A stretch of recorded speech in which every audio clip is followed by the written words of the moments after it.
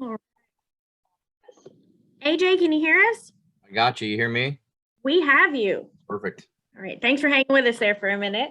No problem. And you trouble for some reason on staying in the room. So thank you for hanging with us. And we will take as many questions as we can in the time that we have with AJ in advance of this weekend's NASCAR Xfinity Series race at the Indianapolis Motor Speedway Road Course. So to kick us off, we're going to start with Bob Pockrass. Go ahead, Bob.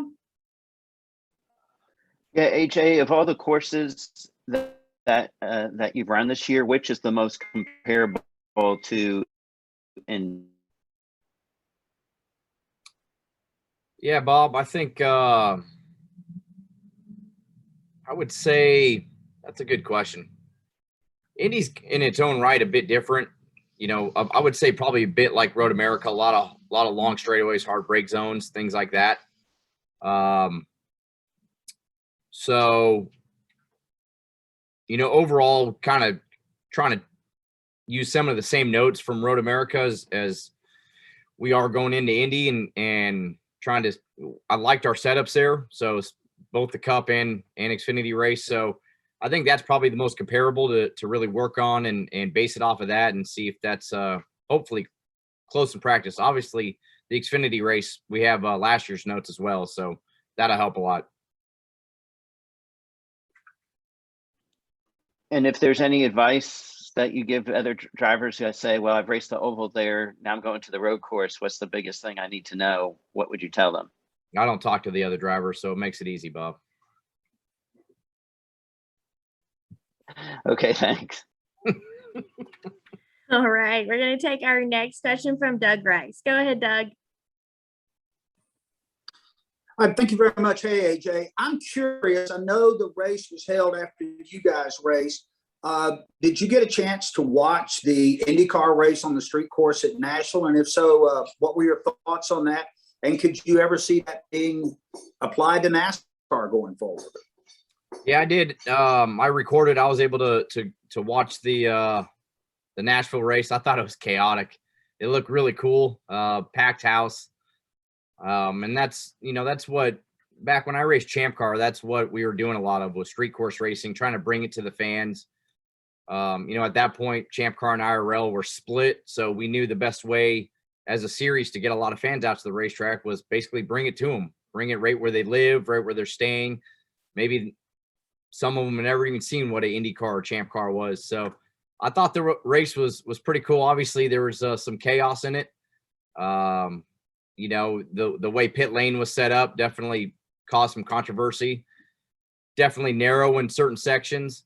I think NASCAR could definitely do a street race. You have to do it the right way though, because Nashville, for instance, that was way too narrow for a NASCAR vehicle. So you'd have to do it at the right street course. Something that comes to mind that was always cool was like Cleveland or Edmonton, the airport runway. Those were really great races. So something like that I could see as well. But for sure, the right setup, right city, you definitely could set up a race course that would make an exciting race for a NASCAR vehicle. All right, we're going to take our next question from Dustin Long. Go ahead, Dustin. Thank you. A couple things. AJ, I don't know if you've done, I'm guessing you've probably done some sim work leading into this week. I'm curious. I've heard about the turtles that they've kind of put up, kind of like what we're at the Charlotte Roval and at COTA. Do you have a sense of where they are? And I kind of wonder if it's kind of in that section where I look back at the end of the race last year where you were kind of caught up in that hornet's nest. And I think you and Austin on the next to last lap both got off about 4 and 5 in the corner, kind of ran through those a little bit. And I'm wondering if that's where the turtles were. And if that's a case, and instead of driving over that and continuing on, you guys would have been sent soaring in that situation. Yeah, Dustin, I mean, it's I've kind of looked at it on pictures and in the sim, we try to put them where we think they are. Then I saw another picture of them possibly getting moved back or there only being one of them there. That 4 or 5 section for sure is an area that at least when I saw they put them there. I don't know, man. Like it's definitely, you're not. I get what they're trying to do, but to me, it's still part of the racetrack. And as you said, like if they were there, like they would if last year they were there the way they are now. For sure, that'd have been some big damage there that we had. So we'll see. Like I'll find out when we actually get on the racetrack what they truly look like. You know, the other section that I saw them put him in is the right, left, right. You know, the right, left section, I don't really think it's necessary. The last part of the ride, I guess, would be turn 10 or 11. I can see that because at the end of the race, I noticed like Austin was really cutting the racetrack, and then I started to at that point. So I can see why them putting them there is a big deal. It just keeps us on the racetrack. But yeah, we'll look at the other areas and see what they feel like. And if they are there, then you just have to be smart and be patient, not to make a move there or do anything kind of over the top, because you know the damage that can be caused when you hit them. Yeah, I was also wondering about that turn 10 section because I saw Austin really cut it sharp there at the end. I'm curious. You know, I know, you know, for a driver, it's a lot of times it's the ones that get away as opposed to all the successes that linger with a racer. So if that's the case with you, how do you look at last year's race, or how have you, through your experience, learned not to let it weigh on you with how that finished? Yeah, I mean, it's let's be honest, Dustin. If I'm gonna have something on my mind at the Indianapolis Motor Speedway, it's not the Xfinity race.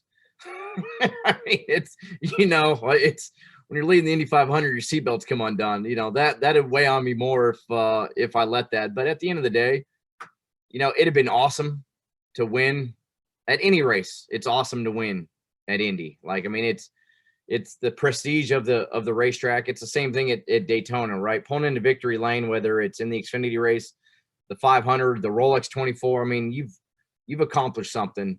So sure, it'd have been awesome to win that race, but at the end of the day, it doesn't change my life one way or another.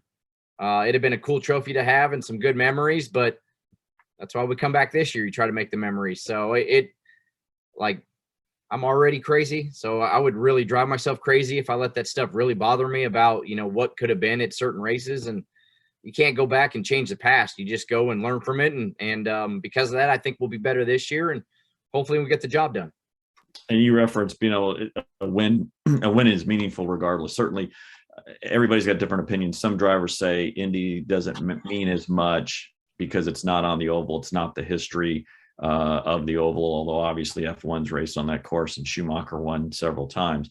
How have you, you know, obviously, why do you look at it the way you do, where it's still, it doesn't matter if it's the road course or Indy, that it's, you just look at the bigger picture, that a win at Indy is significant?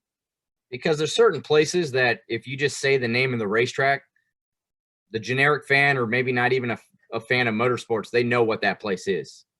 And that's what Indianapolis means to me. You know, you can say, yeah, I won at Indy. I won at the racetrack, and they know how big of a deal that is. They may not even know what series it is you're talking about, but the fact that you say you've won there, it means something, unfortunately, probably bigger than other racetracks that you go to. So, you know, I don't have an opinion on whether it'd be bigger to win on the oval or the road course. Like, a win at Indy is a win at Indy, and when you go win there, you still get to kiss the bricks, and that's what it's all about, is going out there and trying to write your name in history. And when you win at Indianapolis, or you win at a Daytona, a place like that, like, your name's in the history books. So that's something it will always mean something important to me. And you know, Indianapolis for me growing up, especially on my background, was always the pinnacle of looking at a racetrack, and it's still the same. Thank you. Thank you, Dustin. All right. Any additional questions for AJ? All right. Well, AJ, thank you so much for your time, and best of luck this weekend. Thank you all. Thanks for everything that all of you do for the sport. So appreciate it. See you this weekend.